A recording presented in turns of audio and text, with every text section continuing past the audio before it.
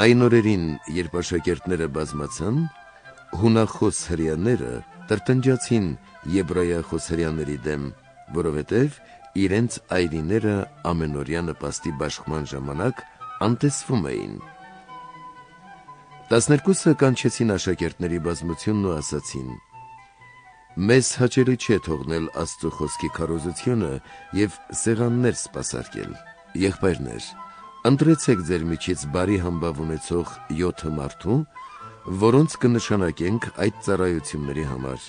իսկ մենք աղոթքի և խոսքի քարոզությանը նվիրվենք»։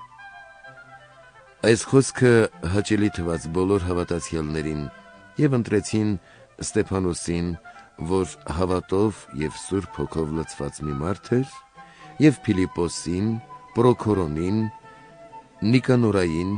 Տիմոնային, Պարմենային, Նիկողայոսին, որ Անտիոքցի մի նորադարձ էր, նրանց կանգնեցրին առաքյալների առաջ և աղոթք անելով նրանց վրա ձեռք դրեցին։ Եվ Աստծո խոսքը աճում էր,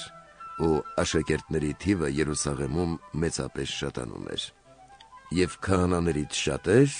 հնազանդվում էին հավատին։